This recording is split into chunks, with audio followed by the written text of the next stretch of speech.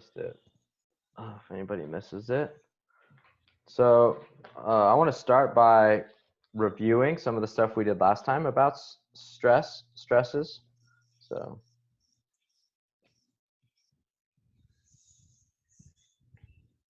last time we discussed some about what would happen if we took a piece of material and we applied forces on either end, right? And we looked at a cross section in the middle, right, of area A. And we said the stress, or we found last time that the stress, which was a normal stress, was equal to the force over the area. It was a normal stress.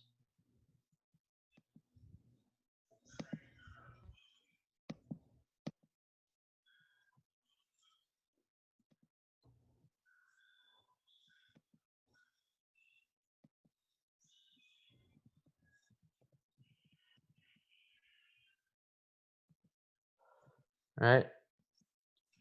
And so, and we said they were normal, and that just was because they were we called them normal stresses because they were perpendicular to the cross section.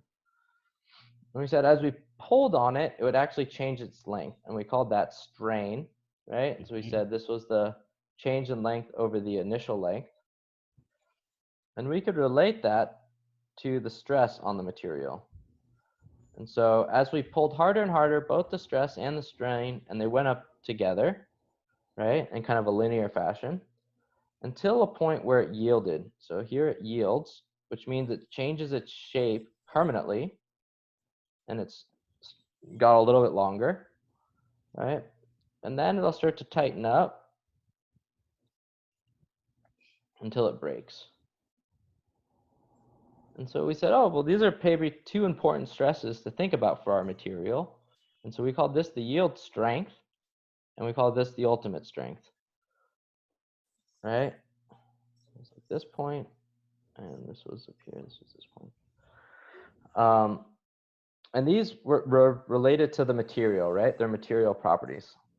We said, so this was strength. How strong is your material, right? So the higher that is, strength.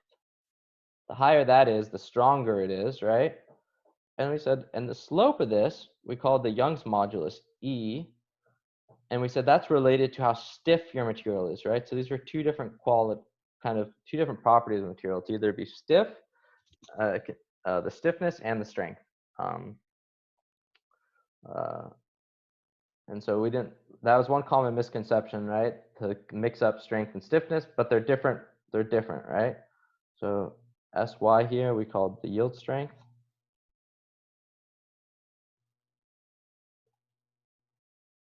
Right, and E was the Young's modulus, which related to the stiffness. Right, and so if, for example, it looked something lower like this, it's less stiff, right? And so if you took it to the same exact, stress, that this one would be longer, right? So this one is less stiff, right? And basically you can see if you took it to the same force, it would have a larger change in length. So it deforms more for the same force, basically. Right? And then we looked at the case of shear. Right? And so this was the this is the case where maybe we have two plates and we could put like a pin through it. We said, oh, okay, this would put some stress on this cross section right here, right? Like if we pulled hard enough, we could break it right there. So when we drew this pin, said, oh, it would have some shear stresses, and we used tau instead because this was a shear stress, and it acts along the cross section instead of normal to it.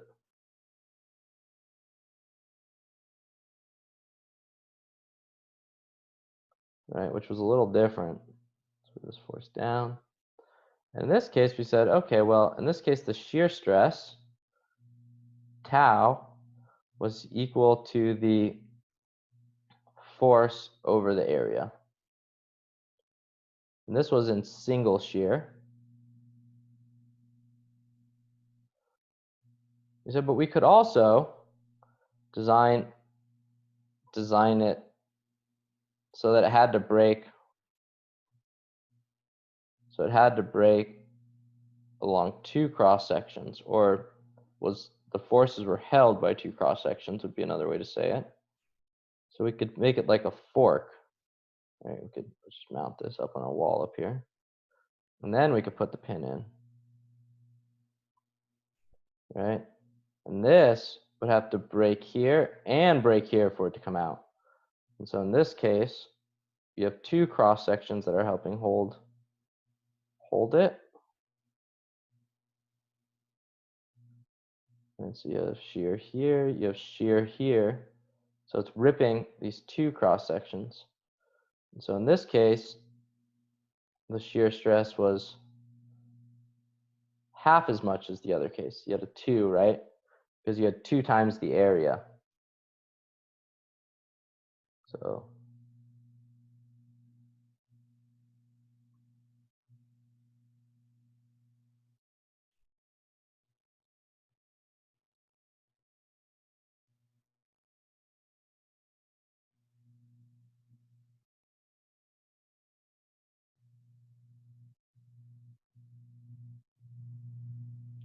and so you can either think about how it reduces the stress in half, or you can think about it,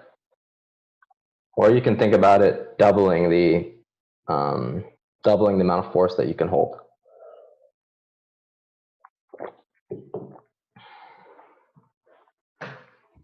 But we should see that, so far the stress, how we find it's force over area, it's not that different from these two cases, right? So this one we call tension and compression, right? And that resulted in normal stresses perpendicular to the cross section. And we had shear. But we're looking at kind of a force over an area in both cases. Right? So then we could look at the case of bending. What happens when we bend something? Right? And so bending looked like when we had something sticking out and we were applying a force down. Right? This has some length L.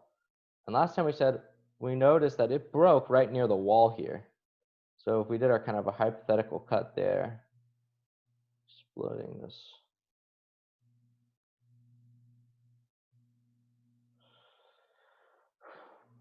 We noticed that we had big tension forces, so sigma max out here, and tension at the top. So when I push down on something, this top is all in tension. I push down, this all gets pulled in tension, right? And then the bottom side, when I push down on the beam, it all gets pushed all together, right? And in the middle, it doesn't do anything. The middle isn't holding anything.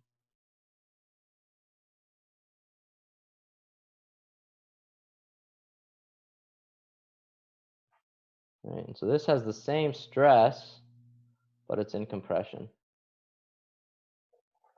Okay? And that helped, those help balance the moment created by this force acting at this distance L from that cross section.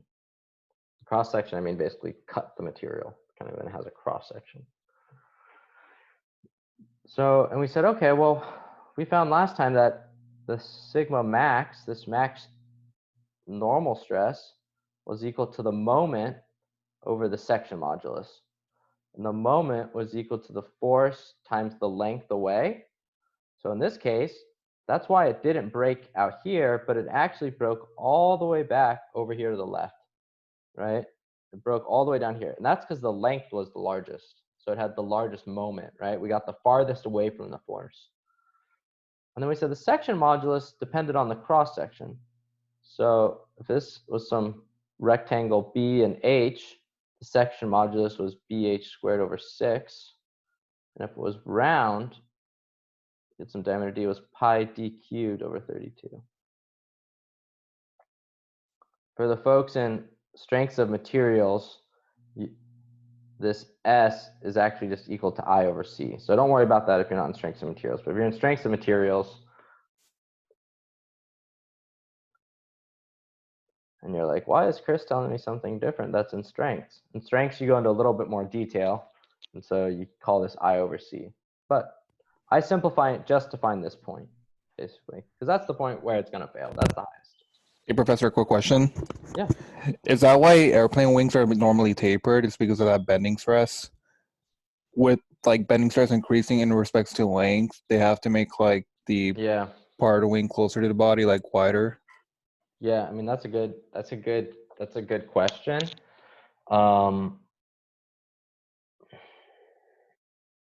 I mean, there's a lot that goes into the airplane wing, but I think that is one of the major factors. I think that's right. Is that like, the stress gets higher and higher as you get closer because of the bending moment.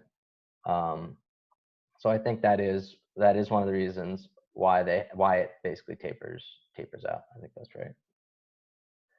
And I think that's probably why the wider the longer the wingspan basically gets, probably the bigger and bigger, the stronger and stronger it has to get at the base, because that moment gets really large, right?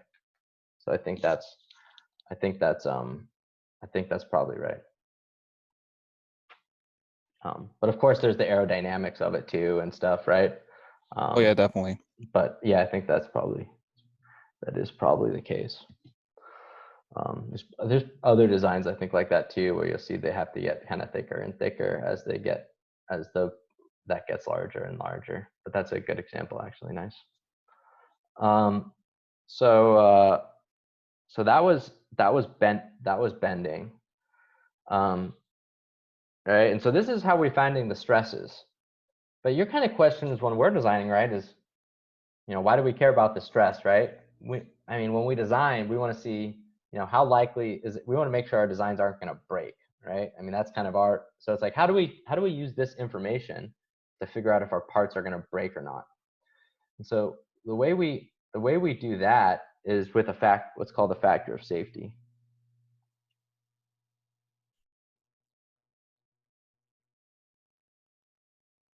So the factor of safety really compares the stress that's on your part to how much stress can it take before it breaks, right?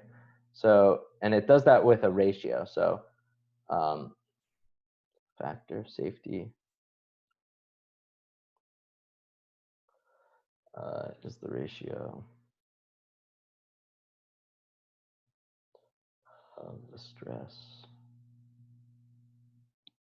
at failure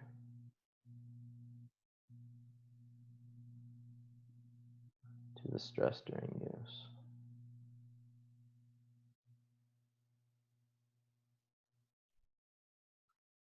Right? So for example, higher numbers are less likely to fail.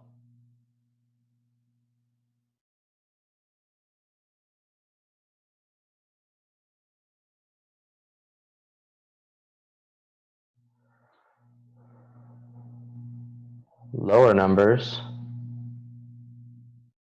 allow for parts with less material.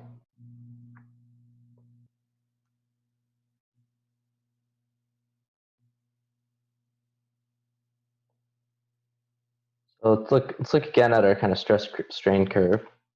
We'll blow it up a little bit. So this is strain. That's how much it's deforming. Stress, that's about the internal forces, right? Kind of how much internal forces are there. And we'll just get to amplify the region to which, and this is where it yields. So this is the yield strength. This is where it yields. So we define N as the factor of safety. So N is equal to the factor of safety. So that's the symbol we use. And for normal stresses, so those are the cases of tension, compression, bending. Oh, that's all we've talked about in this class. Tension, compression, and bending, right? Those are the cases that it's this. So N is equal to the yield stress, right, over the maximum stress that it sees. So this is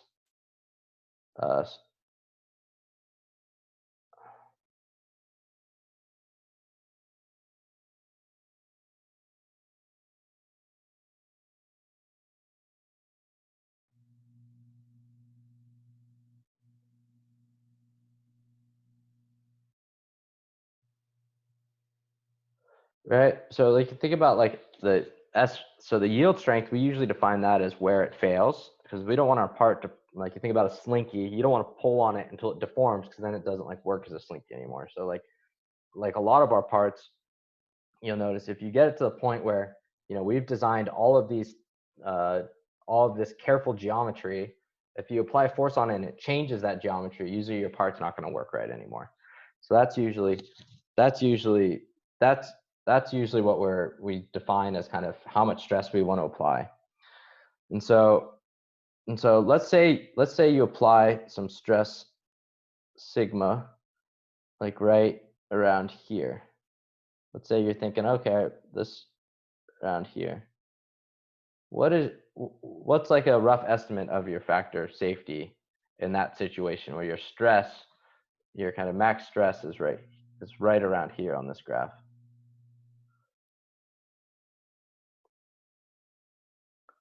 This results in an N of what?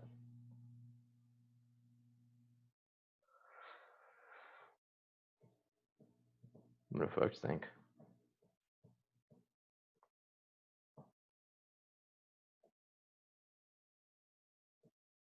Is it 10?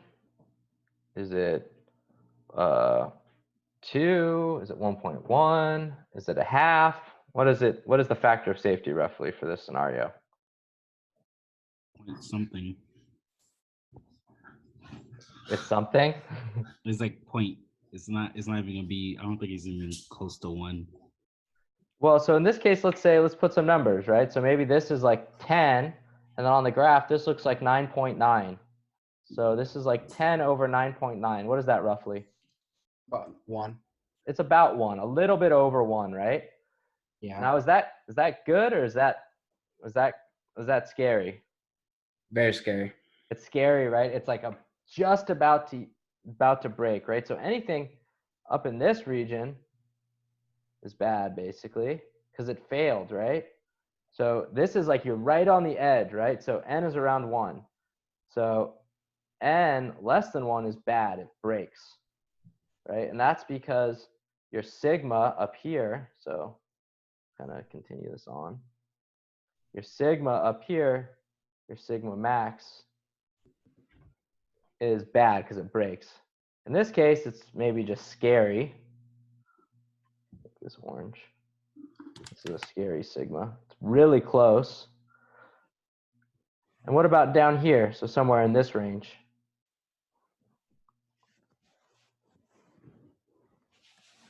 What's maybe roughly what is our N in this case? What's our factor of safety? Be around 5. Yeah, you know, here maybe if this is 10, this maybe is 5, this is 2, this is maybe 2 to 5. So that's not bad, right? That means we're not that close to breaking. We're being a little bit safe, right? We're operating down here, and we're not getting to the point where it yields and breaks, right? So this is good. So 2 to 5, you know, 2 to 10, somewhere in that range, you're nice and safe, right? But once you get up to around 1, you're just about to yield, right?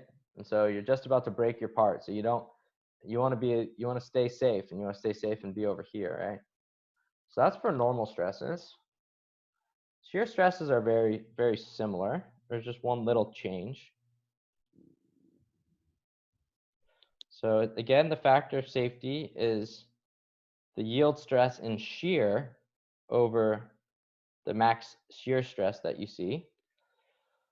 But the thing about materials is that their yield strength and shear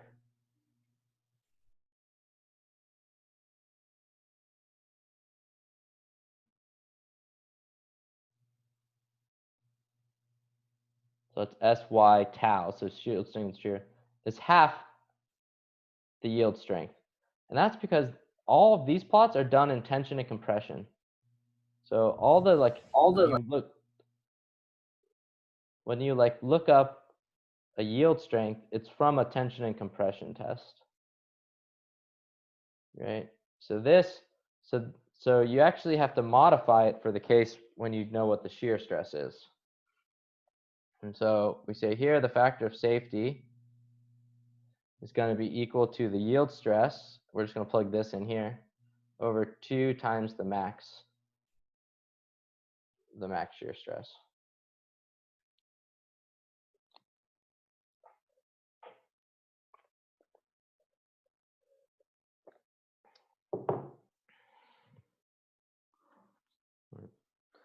Keep in mind there are some more complicated analysis than this, but this is kind of a pretty good. This will get you pretty close, and at least helps you understand all the concepts. But you'll see once you get to strengths, you'll be seeing some even a little bit more complicated methods, but they're just kind of adding a little bit more detail to when it fails, basically. But I don't want to get too stuck in the weeds. I just want you to know enough. I want you to kind of get enough where you can have a feeling to design the best you can. So for factors of safety, we typically design for values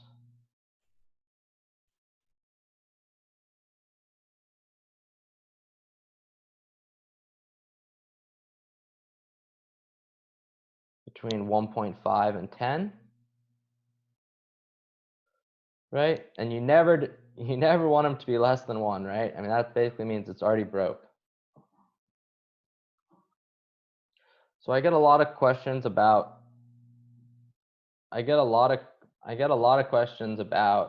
oh, what should we pick? 1.5 to 10 is a pretty big range, right?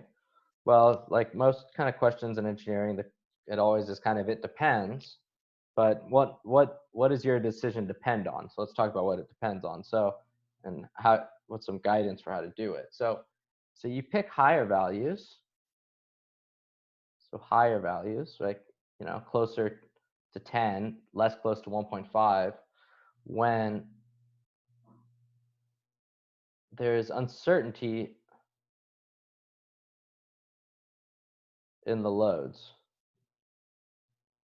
Loads is just another word for the forces acting on it, right? So it's like the Baja car, for example, right? Like we're running over rocks. We don't know what the size of the rocks are. I'm not sure exactly how fast we're going to be driving it.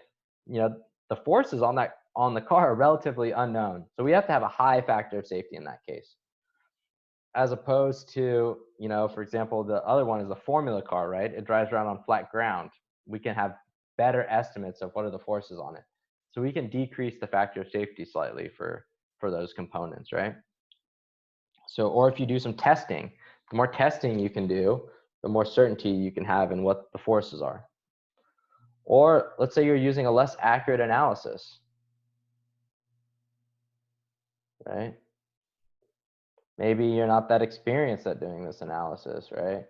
I mean, you shouldn't be doing that if someone's life depends on it, that's for sure. But, there's you can go into different levels of detail for your analysis. You can be less or more proficient in the analysis, right? So depending on how good your analysis of going from forces to stresses, right? Because you have to go from forces to stresses, right? So it depends on how good is your analysis to be able to do that. And if you're not that certain in that value, you should up your factor of safety. How do you factor in unknowns like human error and stuff? Like, for example, you're designing a frame. Yeah. And obviously it's got to be welded. Yep. But how good is the weld? Stuff like that. How do you factor that in? I mean, so to be honest with you, this process is so complicated that there are industry standards, right? So whatever industry you're in, like if you're on an airplane and there's a frame, right? There's standards for the quality of the welds, how do you inspect the welds, right? And it's gotten to the point now where there's standards for what your factor of safety should be, right? So it's such a complicated process that typically there's standards. But it's kind of, hey, you have a professional welder and you're going to test, you're going to do x-ray on the welds to make sure you have good penetration, right? All right. Maybe my factor of safety can be a little bit lower, get down towards the range of 2. Okay, I got a beginner. I'm not going to check the welds at all. All right, well, maybe you want to push it up to a factor of safety of 5, So, so yeah, I mean, that comes with experience. Luckily for most industries, there are standards for choosing them and standards for the manufacturing, right? So it's not something you're going to have to come up with even when you're a senior, right? So, I mean, the other thing is, what are the consequences of a failure? Right? Like if people die as a result of a failure, then you probably should have pretty high factors of safety to make sure it doesn't happen, right? If it's, you're, designing a pen or something, right, and it breaks, and worst case scenario, some ink spills, right? You could probably lower the factor of safety on your design a little bit, or if it's a case of your phone, right? The consequences of that failing are quite a bit lower than someone dying, or, or let's say you're sending an unmanned satellite up into space. It might cost $10 billion to do something like that, right? Like your whole company's going to go bankrupt if it fails, right? So that's a pretty high consequence too, right? So you need that's one thing that'll also help dictate it. Or if you don't care about the weight.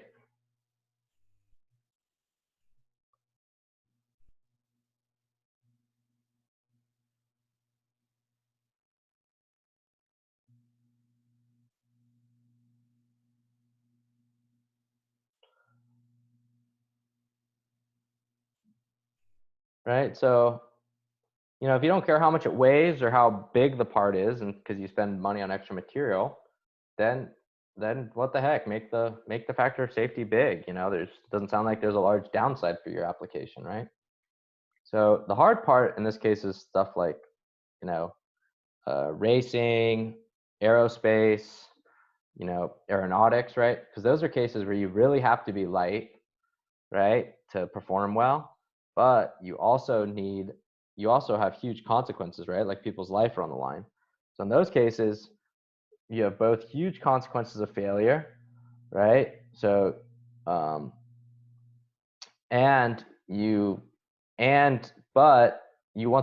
you cannot have additional weight. So you want to make this low. So these two are kind of fighting each other in these cases, right? So what you do to be able to help lower it is you are very certain in your loads. So you drive down this is you can lower your factor of safety by doing tons of testing, tons of measurements. You use the most accurate analysis, so that drives down your N, right? You need it to be light, so that drives down your N. But you have big consequences, so that, if people's lives are on the line, maybe you'd use a factor of safety of 1.1, right? But people's lives are on the line, so you got to bump it up, right? So you can see why this is such a complicated, why it's not, I can't just give you a number, right? But I don't know, for example, let's say when you're in school, right? So like Baja and Formula typically operate in the range of 3 to 5, right? So except for if it's something to do with the driver safety, like holding the seatbelt in place, or some of the parts around the driver so that they get in a crash, then you might up it to 10. So maybe just some examples. So let's do one example. So let's say you're designing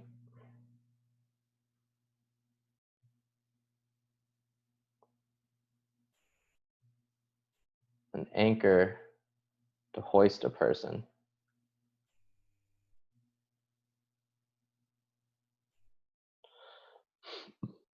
So you imagine, I don't know, could be the case in a emergency evacuation helicopter or something, right? You imagine they have some hoist, they have an anchor, right? So this is the anchor up in here. And it goes down to, a person in some sort of thing down here, and you have a person that's pulling it up, or maybe it's a machine kind of pulling it up, right? All right, so it could be, like evac helicopter, could be like at the top of a rock climbing wall, or maybe you're rappelling down a building, right? There's many, many cases where you have anchors in order to help you, move a person's weight. And you're trying to consider 3 designs. You're thinking about a case where you're going to try and put it in tension. Right, so this is kind of what the anchor looks like, right? Or you're trying to think about a case where maybe you're like, oh, maybe I'll put it in double shear.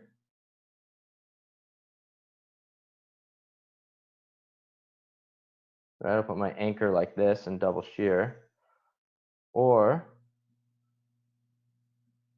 double shear. Or you're also considering the case, maybe you'll put it in bending.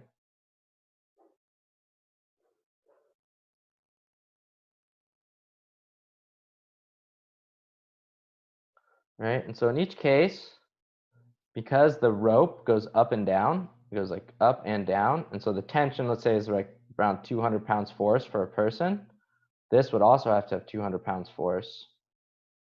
So the F in all cases are about 400 pounds force. So let's say the force is about 400 pounds force, right? And you're using an aluminum. And so the yield stress is 40 KSI, which is KSI, this is just 10 to the third.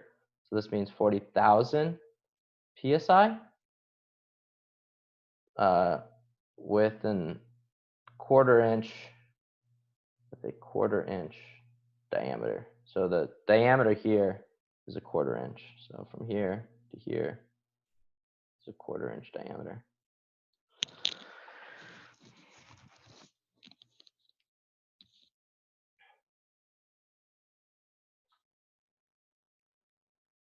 Right, so you imagine it's got this kind of anchor, and it has a rope that goes around it, right? So maybe in this case it would come down a little bit, and your anchor would come out here. This would be kind of the bending case. Right here, I do the tension case, right? You imagine it kind of comes up and goes down to the person, right? So you're trying to decide between these designs, and you want to do a little stress analysis. So okay. So let's look at the first case. Let's look at the case when it was in tension. So case when it's in tension, you keep doing that. We did this, where it might break around here, right? So you see kind of a cut right here. So here's kind of this cross section, right? And we had these normal stresses coming up. Right, so you have this normal stress, it's kind of internal forces. And then you have your anchor, the force F. And we said, okay, well, in this case, the force is equal to, the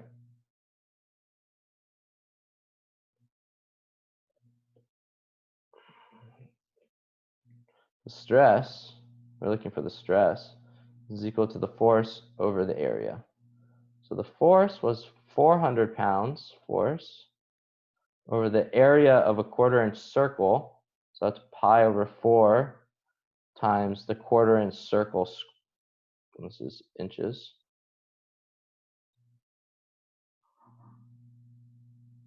squared.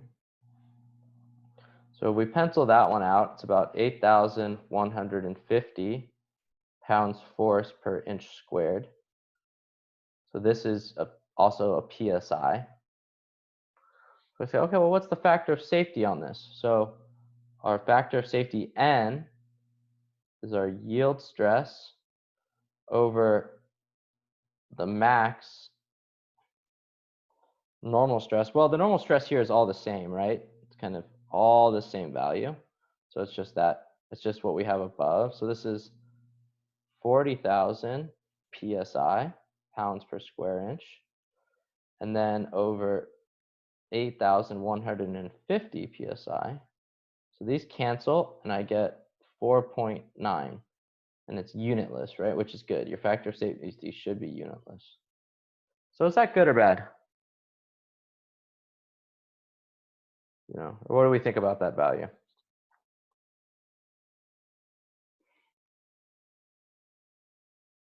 It's good because somebody could die if it doesn't work. Yeah, right. And so we're basically saying it's, you know, roughly, so 4.9 is close to 5. It's roughly 5 times stronger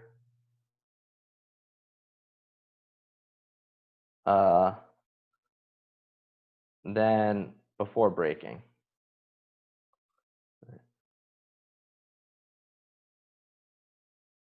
Or we could say it's 5 times stronger.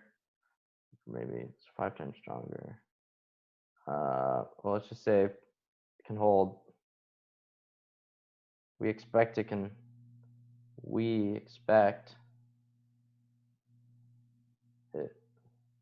be able to hold around 5 times as much force. Right. It's not 5 times bigger than it needs to be, but it can hold as 5 times as much force as this, right? So we have a factor of safety of about 5. That's not bad. Maybe we might want 10 in this case, right? You know, but that's, you know, someone's life depends on it. But 5, okay, it's not going to break. So then we have the double shear case. All right, so we have this. We have some things that come down. Actually, I already drew this one, so I'm not going to draw it again. So if it cuts, like right here, right? So to break, I have to break right there. And so you have one cross section here, one cross section here. So you have the 400 pounds there. You have some shear stresses here. Right? And we said, okay, well, in that case, it's double shear. So the shear stress is the force over 2 times the area. So the force is 400 pounds force. So this looks really similar to the calculation up above, right? Just force over area. But there's just a 2 in here. Pi over 4 times 0.25 inches, that's the diameter, squared. So this is just the diameter, right? So area is just pi over 4 d squared. This is just going to be half as much. So 475 psi.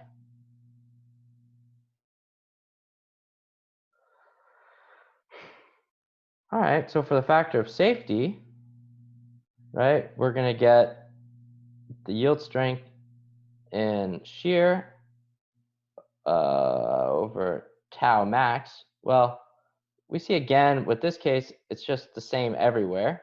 So the max is just that value because it's the same everywhere.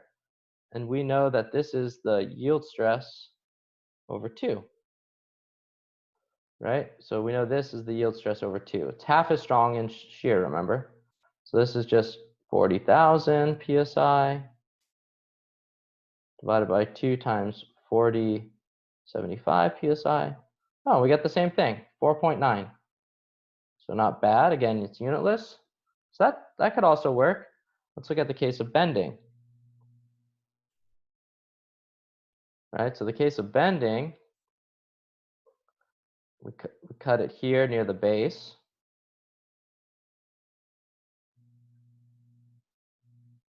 Right. We have 400 pounds force here. We have about 3 inches. And we said, oh, in this case, we have the maximum at top in tension. We have sigma max in compression down here, sigma max in tension here. and it's 0 here. So it comes here and here. So in the bottom, it's highly in compression. In the top, it's in tension, right? So we said, okay, well, what is sigma max in this case? So sigma max, we said, was the moment over the section modulus before, right? Where our moment is just 400 pounds force times the moment arm, 3 inches. So this is just force. This is just force times length. The section modulus is just pi d cubed over 32, right, from our table. So pi times 0.525 inches cubed over 32. So we're going to see we have inches cubed on the bottom and then an inch on top. So we're going to get PSI again. And this is 782,000 PSI, which is 782 KSI. Well, that's pretty high.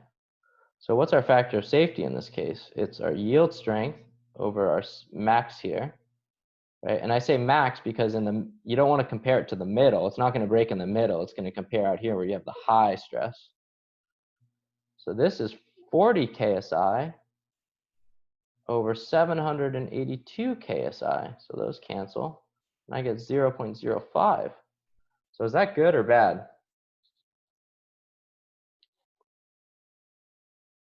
That's bad. That's really bad, right? So this will break.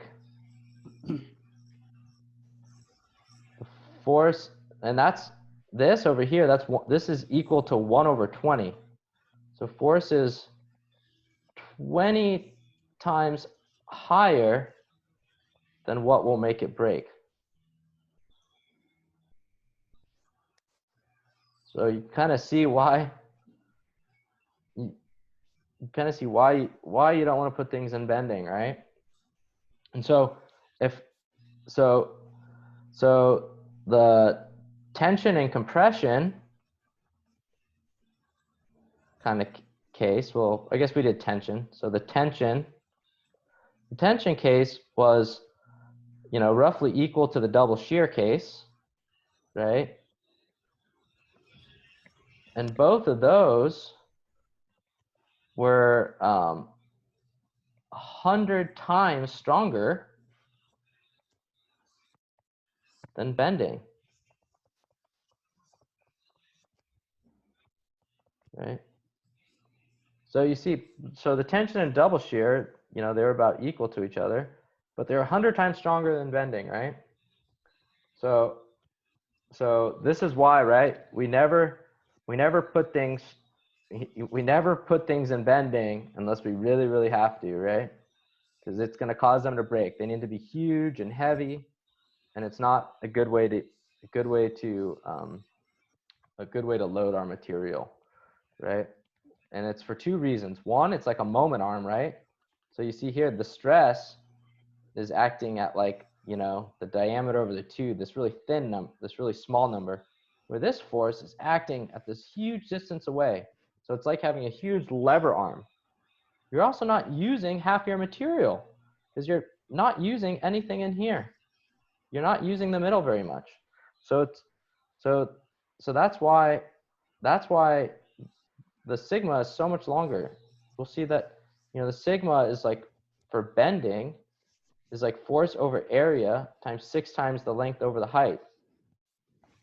So this term is large typically, right? Things are much longer than they are tall, right? So think about it in these cases. They're much larger than they are tall. And so that amplifies this normal force over area. One thing to keep in mind for your homework is when you look at some bolts, they have usually a shank. Sometimes you call it the shank or shoulder of the bolt. And then there's threads, right? And so this right here, we call the major diameter. And at the root of the threads, at the base, we call that the minor, right, diameter, right? So shear, we usually design it to act on the shank. So shear We design it to act there, and we use the major diameter. Tension, we have to relies on a nut. The nut has to sit on the thread. So for tension, when you put your bolt in tension, for example, right? Tension uses the minor diameter. So on one of your problems that involves some fasteners, keep in mind that the tension case, you have to use the minor diameter. So you have to be able to look that up. It's in your packet or just search it online. And shear, you can use the major diameter, which is what, when you look at a 1/4-20 bolt, this is the major diameter. All right, so I went a little bit over here. But this should get you ready for your homework, and it should hopefully this gives you an idea of why engineers need to have an eye for not putting things in bending. How weak things are when they're in bending. Professor, quick question. Yeah. Which area are we calculating when you use pi/4 for the tension force and the double shear force? In these cases right here? Yeah, the pi/4 for both the double shear and the tension. Yeah, so in every case, we're just looking at where it's cut, which is a 1/4 inch, because we were using a 1/4 inch, we were using a 1/4 inch diameter fastener, basically. So our anchor was a 1/4 inch. So for the homework problems, it's a 1/4 inch bolt, I think. And so in shear, it acts on the major diameter. And in tension, it acts along the minor diameter. So you're going to have to look that up for a bolt, though. What's the major diameter, which is just this? You have to look up the minor diameter, though. It's in the lab manual packet, though. Okay. Does that answer your question? Yes, sir. All right. Thanks, everyone. Sorry for going a little bit over. But homework due Wednesday, and I'll see everyone Wednesday. Hey, Professor, quick question. Yeah. I was looking into gearboxes, for this past assignment, and one of the designs I was looking into is planetary gearboxes. Mm-hmm. I understand that they're using like automotive, like automatic transmissions and whatnot, but like generally speaking, what's the purpose and benefits of a planetary gearbox? That's a good question. The biggest thing about a planetary gearbox is so a normal gearbox has one input and one output shaft.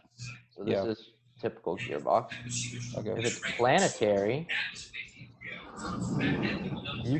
you have 3 inputs / outputs. 3 inputs / outputs. So you can either have 2 inputs and 1 output, or you could have 1 input and 2 outputs. Oh yeah, that's right. Okay, that makes sense. So for example, in a car, when you want to hook up an electric motor, a gas engine, and you want to hook them up both to the wheels, it's a nice way to combine 2 inputs to go out to 1 output. Okay. Makes sense. And because you can do that, and you can do some gearing together. So I think that's the biggest advantage of a planetary